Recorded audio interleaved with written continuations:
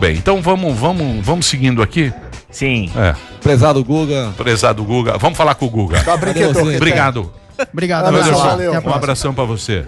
Grande madeira. Tá tomando um copo de lágrimas. Olha, ali. eu sinto uma certa decepção nesse olhar. Apesar do sorrisinho maroto, eu sinto uma decepção. Guga, e aí, como é que você viu? Tá com a cara inchada ali, vô? Como é que foram as eleições municipais aí pra você que é um canhoteiro querido, né? Você é um canhoteiro querido. E aí, tudo bem? Tudo tranquilo? Tranquilaço. Boa. Tranquilaço. Pô, olha, eu tô vendo que o Marinho tá feliz da vida. Eu acho que a única pessoa que tá mais feliz do que o João Dória hoje é o Marinho. Né? Deve ser sim. O João Dória ontem era só alegria também.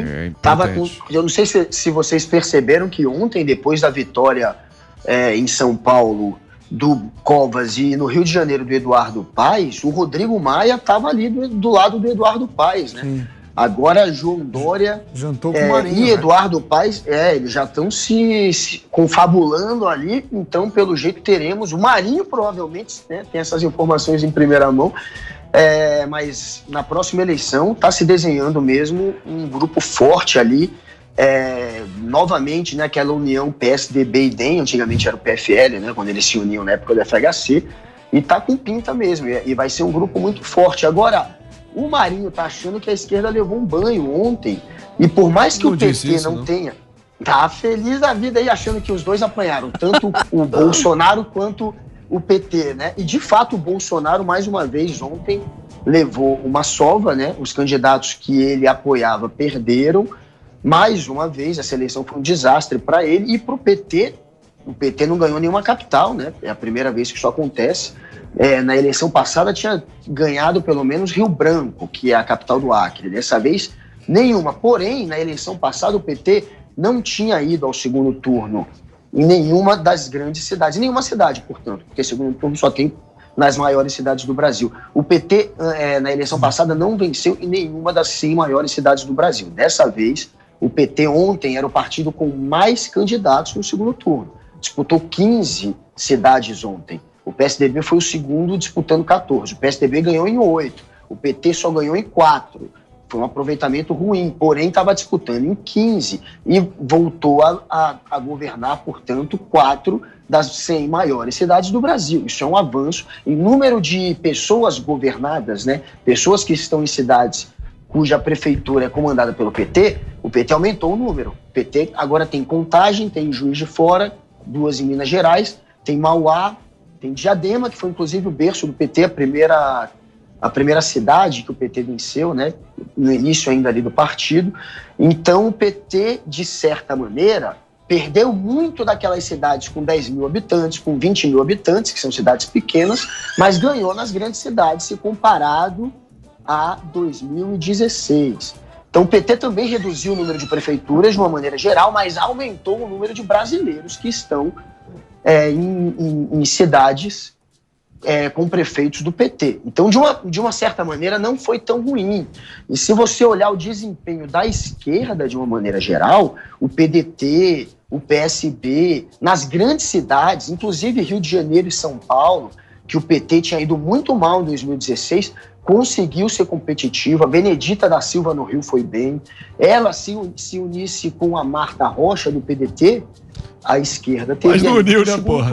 Não se uniu, mas né, não uniu, mas isso mostra que a esquerda está forte, que o centro-esquerdo está forte. Guga. Não está fraco como vocês estão, como muita gente está querendo ler, entendeu? Não é isso, não é essa leitura. Vocês não me palavras na minha boca. Porra, não vem com essa não. Vocês. Você é o cacete, porra. Não, estamos zoando. Não, estamos zoando. Você encontrou uma maneira bonita de colocar aí. Isso. Vamos respeitar a sua colocação. Os números que você achou aí, Mauá, Contagem. Beleza. Capital mesmo não tem capital nenhuma, mas... Mas o pessoal procurar bem, você acha. Mas o pessoal, por exemplo, levou Belém. Levou Belém. Um resultado não é desprezado. Então, o pessoal levou Belém. Mas diga, Mário. Não, só concluir que, desculpa, assim, numa boa, bola no chão, para além das piadas, Guga, eu acho que é, assim, inegável que o pessoal começa a se credenciar, talvez, como essa nova roupagem da esquerda e, quem sabe, o novo líder desse campo político. e ampliou muito a bancada Boulos. no Rio. Boulos é o líder. Saiu maior do que entrou, fato. Sim. Saiu maior do que entrou. Ninguém consegue tirar dele. Mas o pessoal se consolidou como o voto dessa juventude modernete e das elites culpadas progressistas. Então, se ele conseguir botar um componente ali de rigor fiscal, de uma mínima austeridade ou uma economia minimamente mais, sabe, calcada ali, New com left. responsabilidade. New left. Não. Sapatênis e moderação. Emílio, você só sabe falar isso, Emílio. Mas é, porra. Mas é. Eu tô falando do pessoal, diferente. Não, então, pessoal é um novo estilo. Ué, É um novo estilo. Mas que Não tem é o algum Guga. O Guga é resultado. canhoteiro. Sim. É um novo estilo. Essa é Olha a lá, ó. minha leitura. Alegria.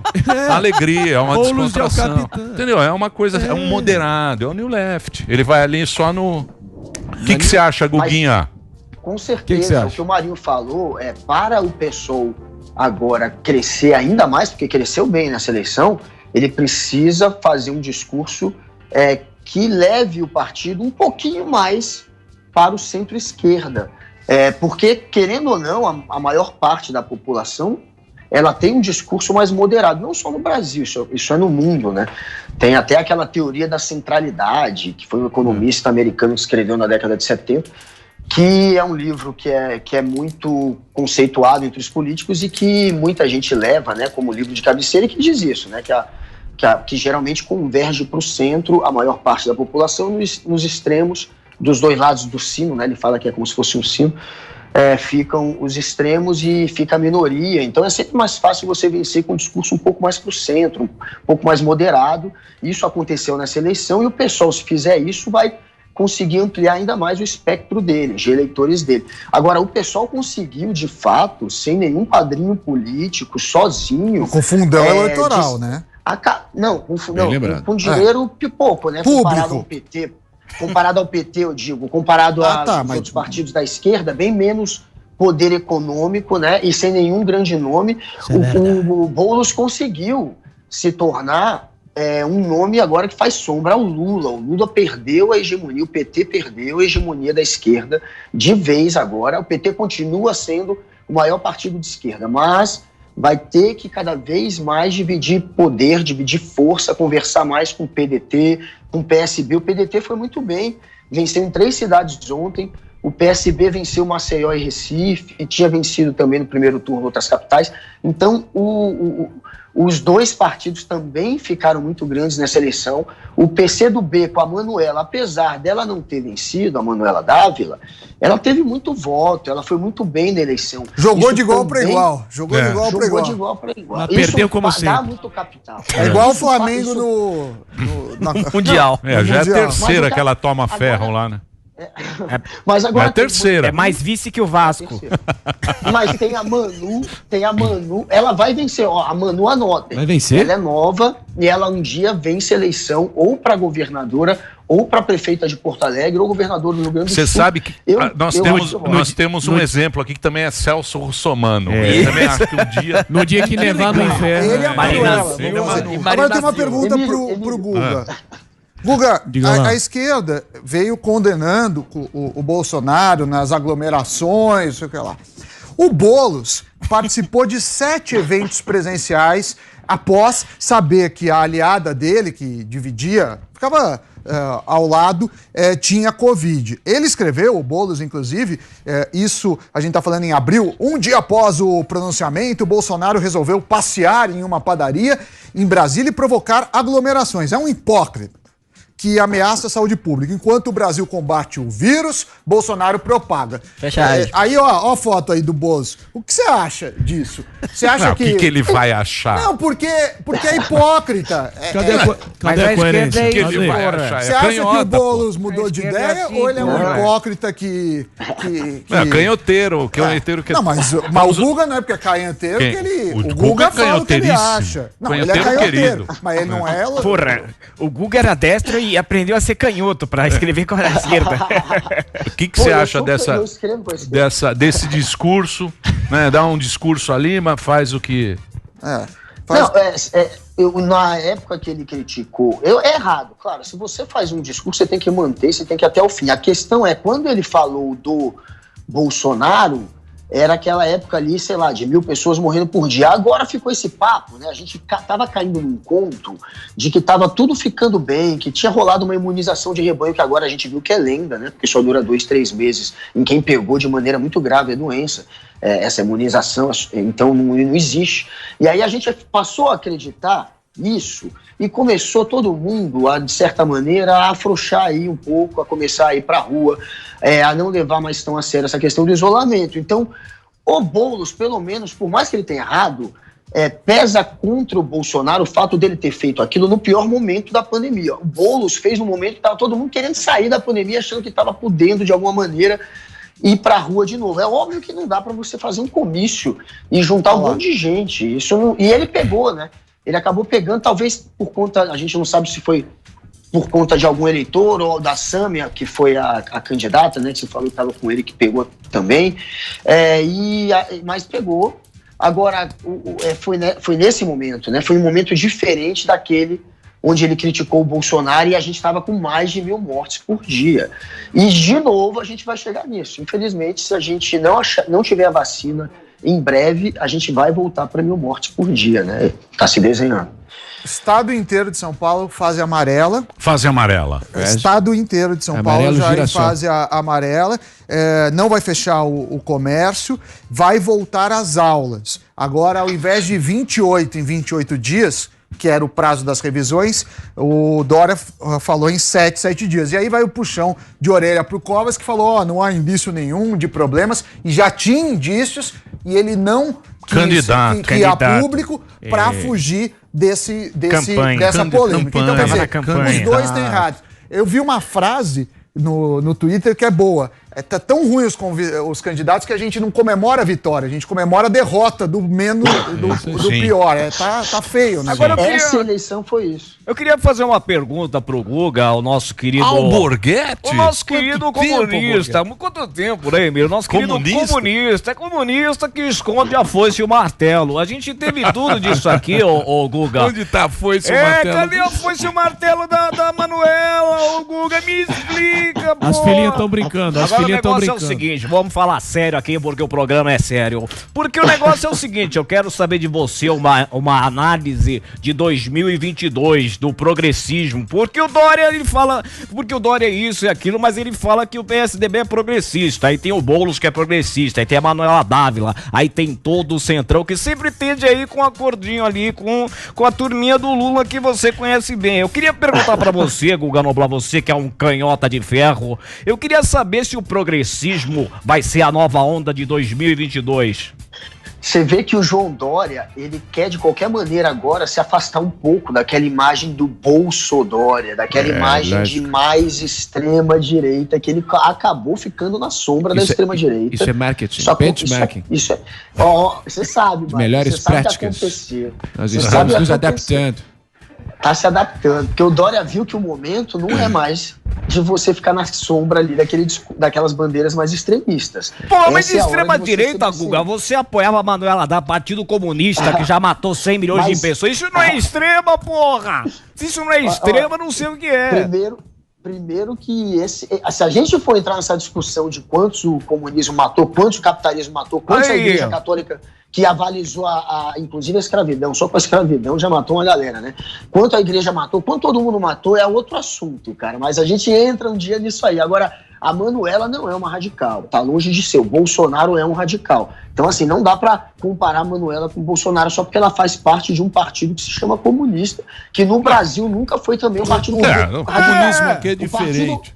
É diferente o comunismo. Qual é o comunismo? De todas eram. Não. Você acha que a intenção do Partido Comunista do Brasil não é implantar o comunismo, a ditadura do proletariado aqui, não é, nunca foi, e eles inclusive estavam pensando em mudar o nome do Mas se fosse, ele ia agir da mesma forma. Ninguém fala que eu vou, nenhum governo que implanta ditadura fala assim, ó, você ditador. Eu vou ser ditador e acabar com tudo.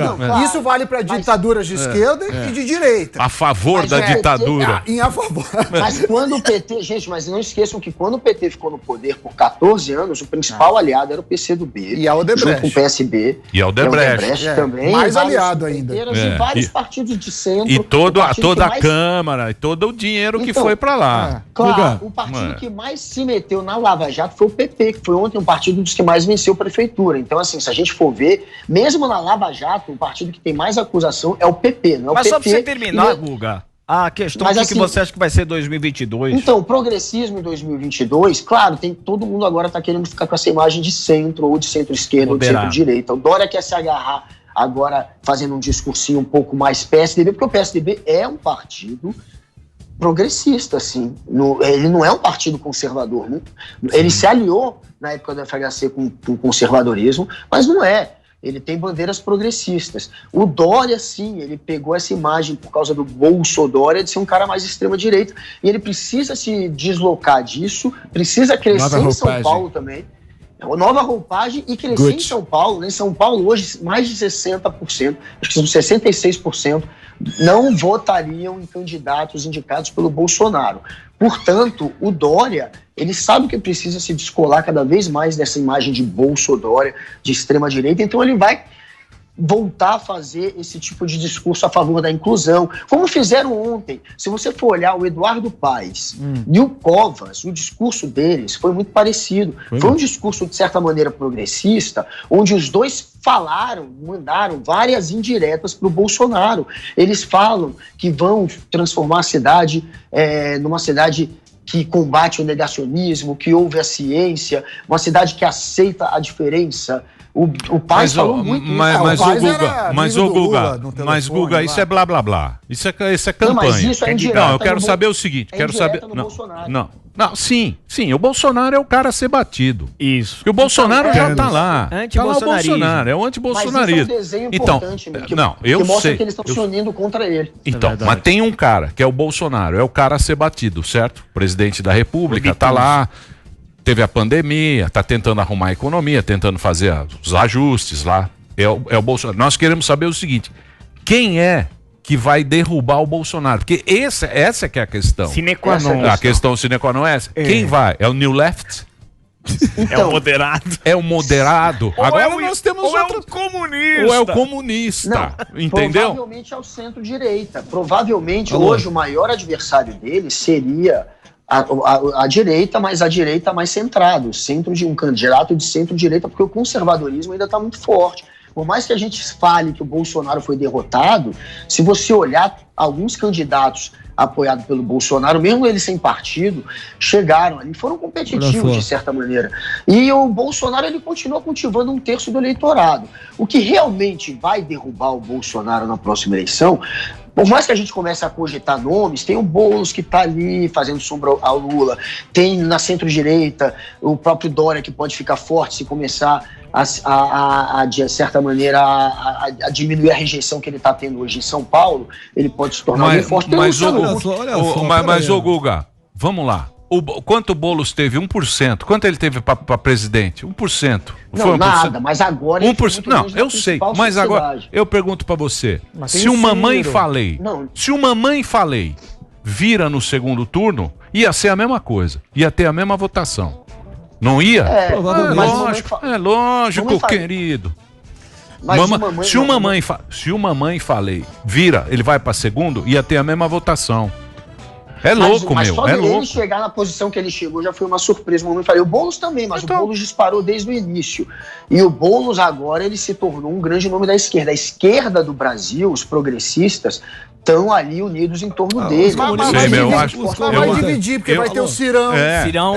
O cara... Tem muito nome. Flávio Dino. Então, não vai... Cirão, Flávio Dino. Com certeza, Cirão, Flávio Dino, Boulos, na esquerda seriam esses. Então, o Dino que fala o tanto não fez prefeito. Fala o tanto, não fez prefeito. Então, só colocou carta capital. Dino perdeu. Mas sabe quem é que vai derrubar? Não dá para cogitar muito nome ainda. Eu estava conversando ontem com o Maurício Souza, que é o diretor do Big Data, que é uma das que faz pesquisa eleitoral, né, junto com o Datafolha, Ibope. E aí eu estava perguntando exatamente isso. Quem que é o nome para derrotar o Bolsonaro. E ele não tinha resposta. Não, desculpa, pesquisa não acertou uma, hein? Pesquisa, o que perdeu foi pesquisa. Então, o que acontece? O que acontece? Eu queria te perguntar sobre isso. Dória. As pesquisas, eles superestimaram a chance, principalmente dos candidatos do PSOL. Se você olhar, teve isso. Qual que você acha o motivo? Porque, assim, eu ainda dou o voto de boa-fé que seja só incompetência dos métodos que foram usados. Mas é estranho, merece aí uma investigação para saber o que está acontecendo. Olha só, posso fazer a pergunta? Foi 1 milhão de votos de diferença, é muito mesmo. Entre o Boulos e o Covas, quase 1 milhão de votos. Então, assim, a pesquisa estava prevendo uma diferença bem menor. E como esse cara explica aí, o seu amigo Maurício? Não, assim, o Big Data. É canhoteiro também ou não? Ele quer dar um... Não, o Datafolha, o Ibope, todos ficaram nesse padrão, né? Porra, mas errou 10 pontos, errou muito. Todos erraram parecido. Errou muito. Um dos motivos é a abstenção, que achavam que ia ser de uma maneira e foi outra. Seria até, apesar de ter sido muito grande, a única maneira do Boulos vencer ontem é se ainda fosse ainda maior, né?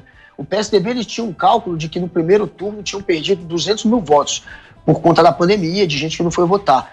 Ontem eles tinham que perder uns 400, 500 mil para o Boulos ter chance. Assim, o Boulos ainda estivesse crescendo, mas ele parou de crescer. Nos últimos dias ele não continuou crescendo. Ele estava crescendo entre os indecisos e os brancos. E os institutos, ele não tem ainda uma resposta do porquê errou, mas com certeza uma das coisas que pesou foi isso, essa questão da abstenção. Muita gente foi votar, muita gente ontem foi votar. Ó, eu aqui, ó, dá problema vai minha cara. Voltou? Dá problema parece... Voltou. É um Magal. Um Magal, ele... fala. É difícil explicar isso, é difícil. Agora, sabe o que vai derrubar? Você perguntou como é que ele pode perder, quem é que vai derrubar o Bolsonaro? A única coisa que realmente a gente pode colocar como fato aqui, que vai derrubar o Bolsonaro, que vai fazer uma grande diferença, porque o resto é especulação, os nomes, é a economia.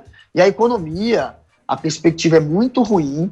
O Afonso Celso Pastore, que foi presidente do Banco Central, ele numa live que fez esses dias, ele fez uma previsão de que o Brasil vai chegar perto de 21% de desemprego.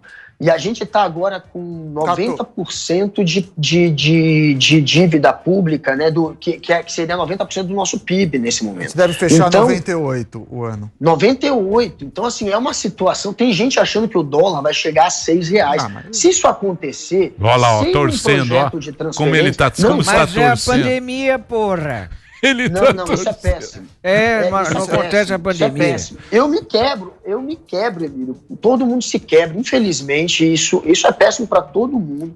Ninguém jamais vai torcer pro Brasil entrar, quebrar. A gente está quebrado. Não, a oposição torce. Oposição torce. Você está torcendo de uma maneira... Não, eu não sei, mas a oposição torce. Está torcendo para desgraça. Eu me quebro.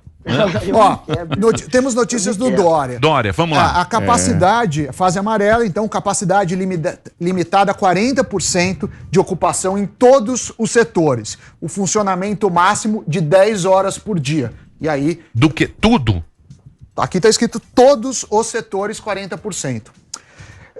Os estabelecimentos até 10 horas, mas lembrando que 10 horas da noite, 22 horas, lembrando que você vai ter essas 10 horas de funcionamento. Então, se abrir de manhã, você vai ter que fazer uma pausa à tarde para abrir à noite. E proibição de eventos com público em pé. Então, comício não poderia se fosse isso. Também ele mandou, eu até te mandei no WhatsApp, Emílio, que eles vão uso de máscara obrigatório em todos os espaços com multa. Então, por exemplo, Estados Unidos, Suécia e Holanda não é nem obrigatório nem tem multa. Tem país que é obrigatório em espaços públicos. Então, Bélgica, África do Sul, a própria Argentina, Chile e Alemanha, é obrigatório. A Alemanha tem multa, mas os outros que eu citei não tem. E aqui é todo mundo obrigatório com multa se não usar máscara. Olha o doutor Jean. Doutor Jean tá falando. É um traidor também. Tem um sonzinho, doutor Jean? Aguenta aí, Dessa Guga. forma, trouxeram a necessidade de uma reavaliação. Esses dados, portanto, aportados nos últimos dias, eles sustentam e reforçam a necessidade de políticas muito mais restritivas, que evitem a aglomeração, reduzem a circulação de pessoas e com elas também o próprio vírus, o coronavírus, que leva doença e morte. Sem, de qualquer forma, com essa modificação, ter qualquer impacto, seja no comércio, seja no serviço, seja na economia do Estado. Como resultado, todo o Estado entra num faseamento amarelo. E amarelo quer dizer atenção, respeito às regras sanitárias, evitando as aglomerações, as festas, estes encontros que eles sim estão levando a circular mais o vírus na nossa população. Portanto, baseado nesses novos indicadores, poderemos criar estas medidas de segurança para a nossa população. A nova reclassificação ordinária está programada agora para 4 de janeiro próximo e não hesitaremos em retornar com outras medidas de fase, se assim for necessário, se os índices da saúde se reportarem a isso. Estimularemos, como já foi dito, as municipalidades para aumentarem as suas vigilâncias, aumentarem também a testagem. Nós temos que testar mais e fazer com que toda a monitoragem de contactantes daqueles pacientes suspeitos sejam feitos para que nós possamos controlar de forma definitiva a pandemia no nosso meio. Com relação aos índices, nós tivemos uma redução na última semana epidemiológica de 14% no número de casos, um aumento, uma elevação de 12% no número de óbitos e 7%, uma elevação de 7% no número de internações. As ocupações de leitos de unidade de terapia intensiva na Grande São Paulo já giram em torno de 59,1%, no estado de São Paulo 52,2%. Vamos reforçar os mecanismos e medidas de fiscalização, os quais serão apresentadas na próxima coletiva para toda a sociedade. Estamos atentos, estamos vigilantes, estamos atuantes. Precisamos da mesma população que garantiu o sucesso do Plano São Paulo até aqui, para que continuemos ter sucesso no controle da nossa pandemia enquanto a vacina não estiver disponível. Primeiro slide, por favor. No Brasil, em São Paulo... Tá bom, né? Tá bom, já deu para entender, mais ou menos, né? As escolas continuam. Mais ou menos deu para entender. Eles não falam, eles não são muito claros. Não, e eles não gostam também de dar muitos dados. Ele dá 58%, 56%, aí amanhã muda. Aí tem mais internado, ele sobe, aparece número de leito. Isso. Sobe o número, aumenta o leito. Aparece, é o David Copperfield. Isso. Não vai mudar muita coisa. Guguinha, obrigado, hein, meu velho. Você precisa falar lá pro Nhonho trabalhar, né, meu? Tá precisando aí. O Nhonho precisa, inclusive, aparecer mais. Uma das coisas que eu perguntei ontem pro Maurício Souza, do Big Data, é se o Nhonho era um nome já forte para concorrer, quem sabe, como vice ou como candidato a presidente na próxima eleição. E ele falou que o Nhonho é muito desconhecido, que uma das coisas que eles percebem na pesquisa é que ninguém sabe. Ele passa sufoco para se eleger deputado no Rio, pô. Então, ele é fraco ainda nacionalmente. Então, se ele quiser, que ele já quis, eu sei, ele pensa, quem sabe, ser um candidato a vice um dia. Governo do Rio. Quem foi mal também foi o Carluxo, né? Carluxo foi péssimo. Carluxo foi mal, hein? Ele teve 71 mil votos nessa eleição, e ele queria ter 150 mil, porque o Bolsonaro fez campanha para ele, usou a presidência para isso, e ele teve menos da metade, portanto 71 mil, e ele teve menos votos do que na eleição passada, inclusive, que ele teve 106 mil. 106 mil na última e agora 70. Em 2016, 71 mil nessa. O que foi, Delari? Pera aí, o Delari tá brabo. Ué? 71 é 2. Não, caiu de 105 para 70. Carluxinho. Carluxinho depois, amigo do Alba. Fim do bolsonarismo. Estou comemorando aqui nota no antagonista. Você está comemorando também? Claro, antagonista. Acabou o bolsonarismo? Acabou o bolsonarismo, acabou o bolsopetismo e bolsolulismo. Também o carluxismo também está derretendo. Derreteu o bolsonarismo? Tudo no antagonista hoje. Também Flávio Bolsonaro vai ser preso em breve. Estou acompanhando, não sei com quem está almoçando em breve. Estou como casco vermelho do Mario Kart atrás do Flávio Bolsonaro. Muito bem. Guga, obrigado aí sua participação. Valeu, galera. Tamo junto. Valeu. Guga, vem aí pra gente conversar. O ano que vem... Guga... No blá, blá, blá. Guga, o ano que vem nós vamos fazer um negócio louco em Brasília. Cheiro de candidato, hein, Guga? 2022. Vamos nessa. Guga, obrigado, meu velho. Valeu. Obrigado aí pelo papo, pela atenção aqui com os ouvintes da Jovem Pan. Valeu. Guga Noblar, diretamente de Brasília.